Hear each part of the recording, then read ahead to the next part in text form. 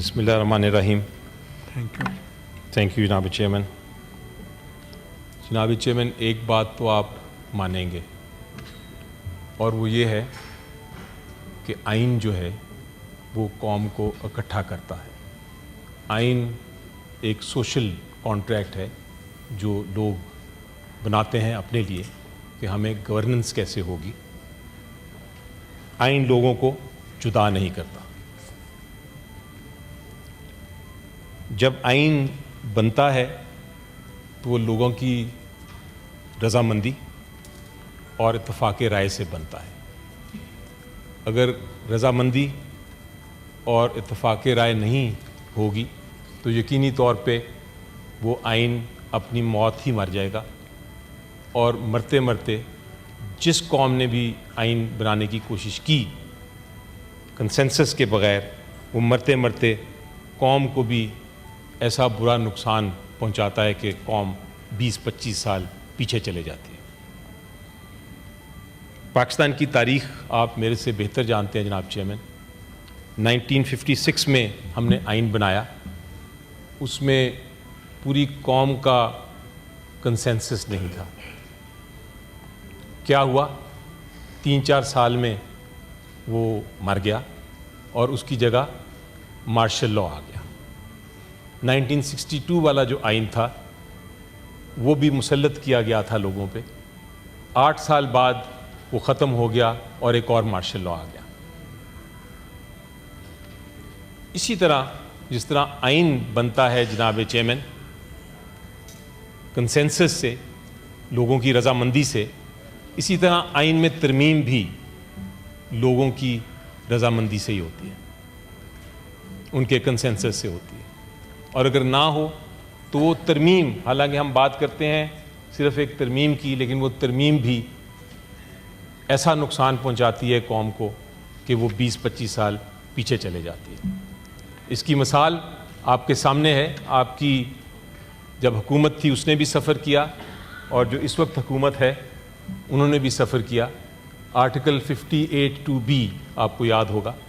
اس کے تحت پریزیڈنٹ کو طاقت دے دی گئی تھی کہ وہ ایک منتخب حکومت کو گھر بھیج دے، پارلیمنٹ کو ڈیزالو کر دیں. اور وہ آپ کی حکومت بھی 2 بار گئی اسی 58(2) کے پیچھے، اور PMLN کی حکومت بھی آرٹیکل 58(2)B کی زد میں آئی. تو ہم نے دیکھا کہ ایک امینڈمنٹ جو مسلط کی گئی تھی ایک ڈکٹیٹوریل رجیم میں، اس نے کتنا بڑا جمہوریت کو نقصان پہنچایا. اور اس کے بعد جناب چیئرمین مارشل لاء پھر آ گیا. تو کنسنسس جو ہے، اتفاق رائے، یہ بہت ضروری ہے کسی بھی آئینی ترمیم کے لیے. یہ جو آئینی ترمیم لانے کی کوشش کی جا رہی ہے، یقینی طور پہ انصاف کے ساتھ، آئین کے ساتھ، جمہوریت کے ساتھ، اس وقت میں اور میرے 3-4 ساتھی تو ضرور ادھر بیٹھے ہیں. باقی ساتھی اس وقت آ نہیں سکے کیونکہ ان کو ڈر ہے کہ وہ پکڑے جائیں گے اور ان سے زبردستی ووٹ لیا جائے گا. اور شاید کچھ ساتھی ہمارے آج افواہ ہے کہ پیش کیے جائیں گے اس ایوان میں، جو آ کے کسی زبردستی یا کسی اور وجہ سے وہ ووٹ کریں گے آج.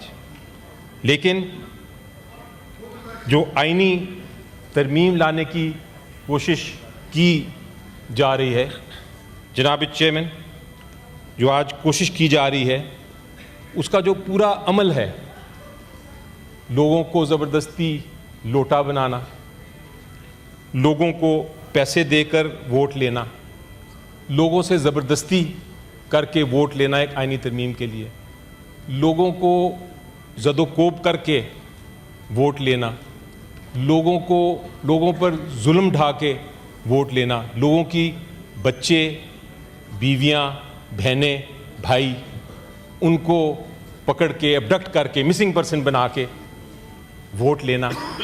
یہ جو عمل ہے آئینی ترمیم کا، یہ کنسنسس بیسڈ نہیں ہے. یہ لوگوں کی رضامندی اس میں شامل نہیں ہے. اس پروسیس، یہ جو عمل یہ سارا ہو رہا ہے میری نظر میں جناب چیئرمین یہ نہ صرف جرم ہے، نہ صرف یہ آئین کے خلاف ہے، نہ صرف یہ جمہوریت کے پرنسپلز کے خلاف ہے، اصولوں کے خلاف ہے، بلکہ یہ جو ہمیں ہمارے مذہب سکھاتا ہے، جو اسلام سکھاتا ہے، جو کرسچینٹی سکھاتی ہے، جتنے دنیا کے مذاہب ہیں ان کی بھی خلاف ورزی ہے۔ آپ کسی کو زبردستی کر کے اس کی آمادگی نہیں لے سکتے۔ تو آج ہو سکتا ہے آپ بل پاس کرا لیں، آپ کو بڑا کانفیڈنٹ ہے آپ کہ کرا لیں گے، شاید کرا بھی لیں، لیکن اگر آپ ہمارے لوگوں کو استعمال کرنا چاہیں گے تو میرے پاس ایک ڈاکیومنٹ ہے سر جناب چیئرمین، جو میں آپ کو اس کی کاپی بھی پیش کروں گا، اور وہ یہ ڈاکیومنٹ ہے۔ جب یہ آئینی ترمیم آ رہی تھی تو آرٹیکل 63A کی روح کو سامنے رکھتے ہوئے ہم نے ایک فیصلہ کیا، ایک پارلیمنٹری میٹنگ کی، اور پارلیمنٹری میٹنگ میں ہم نے یہ کہا کہ ہم کسی قسم کی آئینی ترمیم جو کرنے جا رہی ہے حکومت، اس کو ہم سپورٹ نہیں کریں گے۔ اور اس پہ میں نے سارے جو ہمارے سینیٹر حضرات ہیں ان کے دستخط بھی لیے۔ یہ سائنڈ ڈاکیومنٹ ہے، تو اگر آج کوئی کوشش کرے گا ان میں سے آ کے ووٹ کرنے کا تو ان کا ووٹ آپ کائنڈلی کاؤنٹ نہ کریں۔ یہ ہمارا موقف ہے۔ جناب، چونکہ یہ پروسیس جو تھا سارا وہ شروع ہی ایسا ہوا، اس کی شروعات ہی اتنی چھپ چھپا کے رات کے اندھیرے میں ہوئی کہ ہم نے اسی وقت فیصلہ کر لیا تھا کہ ہم اس پروسیس کا، اس عمل کا حصہ ہی نہیں ہوں گے۔ اور آنریبل لاء منسٹر نے کہا تو ضرور کہ ایک پارلیمنٹری کمیٹی تھی، ہم اس میں بیٹھے، لیکن ہم اس کا حصہ نہیں بنے۔ ہم ہر پارلیمنٹری کمیٹی کی میٹنگ میں ہم نے بڑا واضح کر دیا کہ ہم بیٹھے ہیں سننے کے لیے، دیکھنے کے لیے، وٹنس کرنے کے لیے، تاکہ ہم شہادت دے سکیں کہ کیا پروسیس تھا اس پارلیمنٹری کمیٹی میں، لیکن ہم نے اس میں شمولیت نہیں اختیار کی۔ ہم نے کوئی اپنا ایک بھی امینڈمنٹ، ایک بھی ہم نے کلوز اس میں نہیں دیا، اور یہ میں آپ کو ریکارڈ پہ کہہ رہا ہوں کیونکہ میں اس میں موجود تھا۔ پروسیس کا حصہ تو ہم نہیں تھے، لیکن فار دا ریکارڈ کچھ باتیں میں آپ کو کرنے جا رہا ہوں، اور جو میں کہنے جا رہا ہوں جناب چیئرمین، میرے پاس کم از کم ہر سٹیٹمنٹ کے لیے جو میں سٹیٹمنٹ دینے لگا ہوں اس کے لیے 3 وٹنسز ہیں، اور اگر آپ چاہیں گے تو مجھے ڈاکیومنٹس بھی دے دیے گئے ہیں، تو میں اگر کوئی اس کو ریفیوٹ کرنا چاہے، اس کو کہنا چاہے کہ میں غلط کہہ رہا ہوں، تو اپنی ٹرن پہ وہ کہہ سکتے ہیں، لیکن پھر مجھے اجازت ہوگی کہ میں وہ وٹنسز بھی پیش کروں اور ڈاکیومنٹس بھی آپ کو پیش کروں۔ جناب، فار دا ریکارڈ، جب یہ شروع ہوا تھا معاملہ تو ایک ڈاکیومنٹ حکومت نے تیار کیا، یا کسی اور نے کیا، وہ وٹنسز میرے پاس نہیں ہیں، لیکن سرٹنلی حکومت کا ہی ڈاکیومنٹ تھا۔ اس ڈاکیومنٹ میں 80 سے زیادہ ترامیم تھیں، اور اس کا ایم کیا تھا، اس کا مقصد کیا تھا؟ اس کا سب سے پہلے مقصد تو بہت خطرناک تھا، بہت ہی خطرناک جناب چیئرمین، اور وہ یہ تھا کہ جو ہم سب کے بنیادی حقوق ہیں، ہمارا right to life, freedom of expression, freedom of movement, even due process, fair trial, یہ سارے جو بنیادی حقوق ہیں وہ سائڈ پہ کیے جا سکتے ہیں کسی بھی بہانے سے، اور اگر وہ ہمیں کسی کو اٹھا کے اریسٹ کر لیا جائے اور وہ بہانہ بنا دیا جائے جو اس شک میں تھا، شک کا ریفرنس بھی دے دیتا ہوں، آرٹیکل 8 میں جو ترمیم کی جا رہی تھی، اس بہانے سے اگر کسی کو اٹھا بھی لیا جائے تو یہ بھی تھا کہ آپ کسی عدالت کے پاس بھی نہیں جا سکتے۔ سو یہ ایک اس کی شک تھی بڑی گمبھیر قسم کی، جس کو مولانا فضل الرحمان صاحب نے یہ بھی کہا دیکھتے ساتھ ہی کہ ایک کالا ناگ ہے۔ اسی طرح آرٹیکل 199 جو ہم سب کو پتہ ہے کہ آرٹیکل 199 کیا ہے. آرٹیکل 199 یہ ہے کہ اگر ہمارے کوئی بھی حکومت یا کوئی بھی آفیشل کوئی قانون کی خلاف ورزی کرتا ہے تو ہم عدالت جا سکتے ہیں, ہائی کورٹ میں جا کے ریلیف لے سکتے ہیں, اپنی استدعا پیش کر سکتے ہیں اور ہم جو ریکویسٹ کریں وہ مل سکتی ہے. وہ بھی جو پاور تھی ہائی کورٹ کی وہ بھی ختم کی جا رہی تھی کئی معاملوں میں. اسی طرح ایک آئینی عدالت بنائی جا رہی تھی, اور اس آئینی عدالت میں کیا تھا؟ اس آئینی عدالت میں یہ تھا کہ آپ اپنی من پسند عدالت بنائیں گے, اپنے من پسند ججز اس میں رکھیں گے, اور وہ عدالت کے ذریعے آپ اپنے بہت سارے کام کرا لیں گے, اور بہت سارے کیسز جو آپ کے خلاف ہیں یا جو آپ کے مخالفین کے خلاف ہیں, بالخصوص پی ٹی آئی کے خلاف ہیں, جس جماعت کو میں بلانگ کرتا ہوں, عمران خان بانی چیئرمین پی ٹی آئی کے خلاف ہیں, وہ کیسز ختم ہو جائیں گے اور آپ کے کیسز جو ہیں وہ کامیاب ہو جائیں گے. یہ اس قسم کی گمبھیر اور خطرناک شک تھیں اس 80+ کلازز میں جو پہلے آیا ڈاکیومنٹ.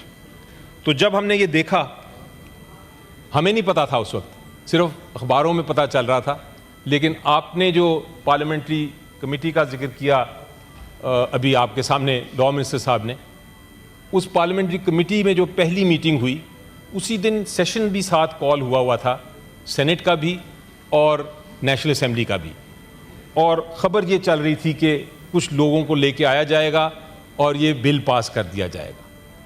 وہ تو ہم شکر گزار ہیں اس وقت مولانا صاحب کے اور جے یو آئی کے کہ وہ انہوں نے جب یہ دیکھا, اور سینیٹر کامران مرتضیٰ صاحب میرے پیچھے بیٹھے ہیں, انہوں نے پوائنٹ آؤٹ کیا, انہوں نے کہا کہ یہ والا جو ڈرافٹ ہے یہ تو ہمیں قطعاً منظور نہیں, کیونکہ یہ آئین کی امینڈمنٹ نہیں, یہ آئین میں ترمیم نہیں, یہ آئین کو توڑا جا رہا ہے, یہ قوم کو ایسا نقصان پہنچایا جا رہا ہے جو کہ کبھی درست نہیں ہوگا, اس لیے ہم بھی اس کا حصہ نہیں بنیں گے.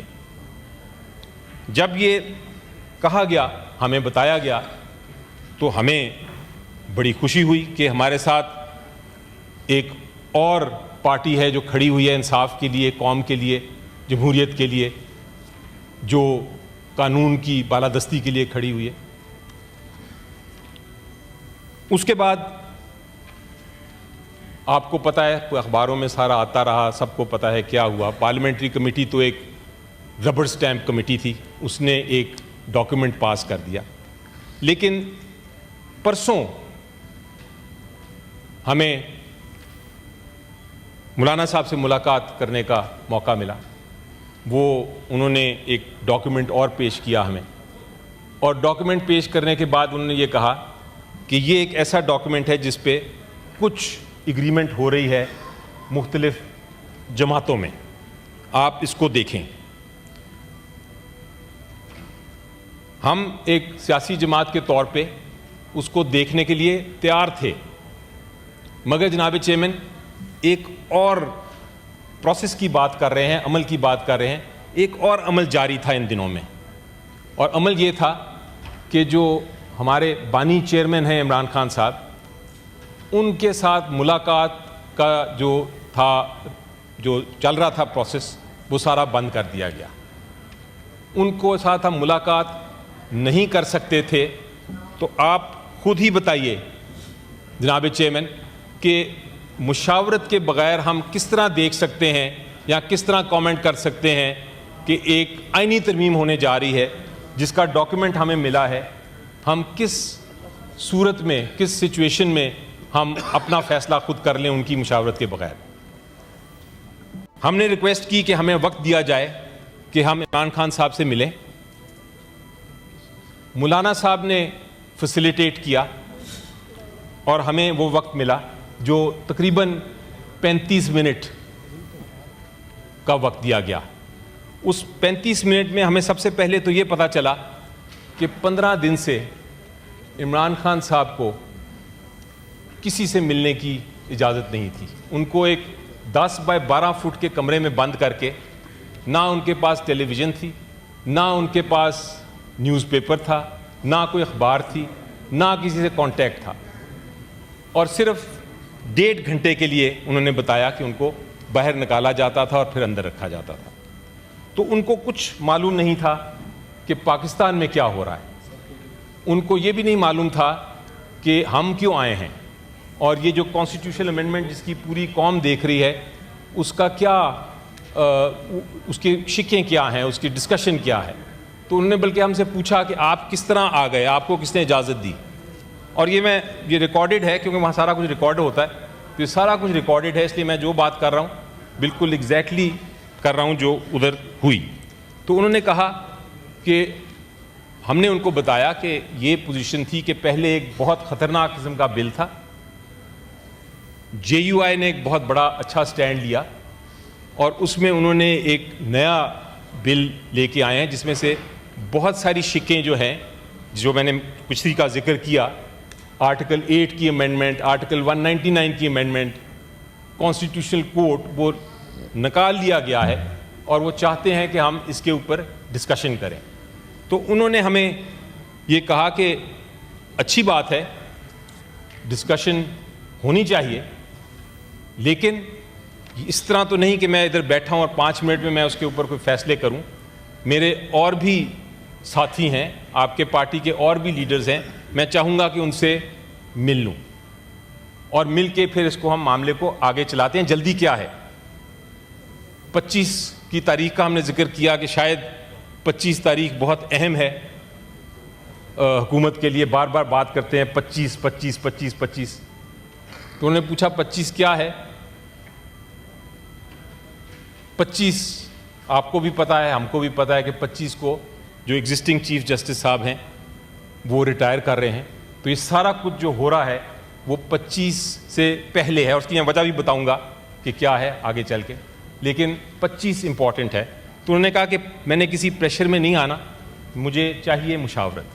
ہم نے جب آ کے واپس پوچھا کہ ہمیں مشاورت کا مزید وقت دیجیے, تو وہاں سے کوئی اطلاع نہیں آئی. تو دوسری وجہ جو ہم اس پروسیس کا حصہ نہیں بن سکے, نہ بن سکتے ہیں, نہ بننا چاہیں گے, وہ یہ ہے کہ ہمیں اپنے بانی چیئرمین سے مشاورت کا بھی موقع نہیں ملا. اس لیے یہ 2 وجوہات تو میں نے آپ کو بیان کر دیں. اب تیسری پوزیشن آتی ہے جو ایکچولی یہ ڈاکیومنٹ آیا ہے سامنے. اس میں کوئی شک نہیں ہے, میں کہہ تو نہیں سکتا بڑے وثوق سے, لیکن مجھے لگتا یہی ہے جو میں نے ڈسکشنز کی اپنے کچھ ساتھیوں سے, کہ یہ جو ڈاکیومنٹ آیا ہے جو سر جناب چیئرمین آئینی ترمیم ہے, یہ کوئی عام ڈاکیومنٹ نہیں ہے, یہ ایک کانسٹیٹیوشنل امینڈمنٹ ہے. A constitution that is for the people, it is by the people. لیکن مجھے لگا کہ اس ایوان میں بہت سارے لوگ ہیں جنہوں نے اس کو پڑھا بھی نہیں, اور اگر آپ میں چاہتے ہیں تو میں کچھ لوگوں کا امتحان لے سکتا ہوں. ادھر میں بات کر سکتا ہوں کہ آرٹیکل 175A کی شک نمبر 7 میں کیا ہے اور آرٹیکل 188 میں کیا ہے. تو 99% ہو سکتا ہے لوگ مجھے جواب نہ دے سکیں اور اس امتحان میں فیل ہو جائیں. ہم اس طرح امینڈمنٹ پاس کریں گے تو یہ جمہوریت پہ ایک طرح سے بہت بڑا دھبا ہوگا سر. اب سر تیسری وجہ جو میں کوئی میں بالکل بات کر رہا ہوں جناب آن دا ریکارڈ. اب سر آپ یہ دیکھیے جناب چیئرمین, ٹائم کو دیکھتے ہوئے یہ آئینی ترمیم میں مجھے سمجھ آ گئی کہ وہ پاس تو ہو جانا ہے, لیکن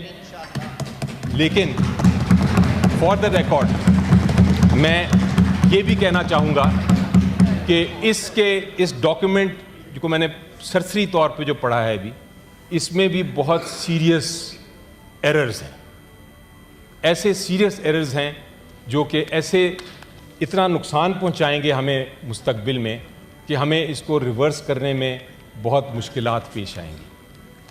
1-2 ایگزامپلز دے دیتا ہوں آپ کو. مثلاً ٹھیک ہے اس میں آپ نے جو آئینی عدالت بنانی تھی وہ نہیں بنائی, لیکن उसी को एक नया नाम दे दिया, आइनी बेंच। और उस आइनी बेंच में भी लॉ मिनिस्टर साहब ने तो कहा है कि उसमें उन्होंने अपॉइंटमेंट का तरीका बताया है, बिल्कुल बताया है, लेकिन वो सारा टिल्टेड है, वो सारा टिल्टेड है हुकूमत के फेवर में। यानी कि इस प्रोसेस के ज़रिए हुकूमत अपने जज उस बेंच में बिठा सकती है। ये आप देख लीजिएगा, 3-4 दिन में ये फैसला आने वाला है, और वो किन किन को सिलेक्ट करेंगे वो आप देख लेंगे। सिलेक्शन का प्रोसेस हुकूमत ने अल्टीमेटली अपने हाथ में रख लिया है। इसी तरह मुख्तलिफ क्राइटेरियाज़ होते हैं। जनाब चेयरमैन, आपके पास भी डिस्क्रेशन है, आप बहुत बड़े ओहदे पे बैठे हैं, लेकिन डिस्क्रेशन जब आप इस्तेमाल करते हैं तो उसकी कोई गाइडलाइंस होती हैं, और गाइडलाइंस होती हैं कि आप अगर ये सिचुएशन है तो आप ये फ़ैसला करेंगे, अगर ये सिचुएशन है तो आप मुख्तलिफ फ़ैसला करेंगे। इसी तरह हर इंस्टीट्यूशन का एक डिस्क्रेशन होता है। अपॉइंटमेंट का भी एक ट्रांसपेरेंट प्रोसेस होता है। ट्रांसपेरेंट प्रोसेस मसलन अपॉइंटमेंट का चीफ जस्टिस का दिया हुआ है कि वो सीनियरिटी बेस्ड होना चाहिए, सीनियर मोस्ट। अगर आपने सीनियर मोस्ट नहीं करना तो उसके भी फिर क्राइटेरियाज होते हैं। इस कानून में वो क्राइटेरिया नहीं दिया हुआ। तीसरी चीज़, आपने कॉन्स्टिट्यूशनल बेंच बनाया। चलें, कॉन्स्टिट्यूशनल बेंच 1 सेकंड के लिए मान लेते हैं कि अच्छी चीज़ है, कॉन्स्टिट्यूशनल बेंच बना दें, आईनी वो केसेस देखेगा। लेकिन सर, जो भी प्रैक्टिसिंग वकील है वो आपको बताएगा कि कॉन्स्टिट्यूशनल मैटर्स बहुत सारे होते हैं। रेंट केस में भी कॉन्स्टिट्यूशनल मैटर आ जाता है, सेल्स टैक्स के मैटर में भी कॉन्स्टिट्यूशनल इशू बन जाता है, आम केस किसी का हो वो भी कॉन्स्टिट्यूशनल उसमें लीगल पॉइंट आ जाता है। तो ये तो इतनी बड़ी कन्फ्यूजन होगी कि कौन सा मैटर बेंच में जाना है और कौन सा मैटर जो है वो आइन के इस नई तरमीम के तहत सुप्रीम कोर्ट में जाना है, वो कन्फ्यूजन रहेगी। फिर प्रिजाइडिंग जज क्या है, उसके क्या इख्तियारात हैं, चीफ जस्टिस के बराबर है, उससे कम है, ये सारे सवालात हैं। हो सकता है मैं गलत सवाल रेज़ कर रहा हूँ, लेकिन जब डिबेट होती है, जब उस पर बहस होती है, तो फिर उनके सवालात के जवाब आते हैं, और फिर ड्राफ्टिंग में वो जो प्रॉब्लम्स हैं वो आप सॉल्व कर सकते हैं। लेकिन जब आप एक ऐवान में आए हैं, सेनेट जैसे ऐवान में, जहां लोगों ने पढ़ा ही नहीं है और वो सिर्फ रिलाई कर रहे हैं, हो सकता है अटॉर्नी जनरल साहब बैठे हैं, हो सकता है उन्होंने ड्राफ्ट किया, हो सकता है लॉ मिनिस्टर साहब ने किया हो, उनकी ड्राफ्टिंग पे रिलाई कर रहे हैं, या कुछ कमेटी मेंबर्स ने बैठ के फैसला किया हो, उनके ऊपर रिलाई कर रहे हैं, तो ये बात दुरुस्त नहीं है। लेकिन बहरहाल अल्टीमेटली हम लोग इसमें हिस्सा, जिस तरह आपको मैं फाइनली अनाउंस करना चाहता हूँ कि हम इसमें वोटिंग नहीं कर सकते, लेकिन हम ऑन द रिकॉर्ड मौलाना साहब का और JUI का भी एक तरह से उनका शुक्रिया अदा करते हैं कि उन्होंने वो वाला जो एक ख़तरनाक किस्म का बिल हुकूमत लाना चाहती थी, उससे कम से कम हमें बचाया है, और एक ऐसा बिल आए हैं जिससे शायद आइन टूटे ना, लेकिन ज़रूर उसकी वो तोड़ मोड़ के उसकी काफ़ी उसको नुकसान पहुंचेगा। और अल्टीमेटली आप देखिएगा, हम सारे इधर ही हैं, और अगर इधर ही रहे तो फिर हमें पता चलेगा कि हमें रिवर्स करना पड़ेगा इस सारे मसले को। Thank you so much sir.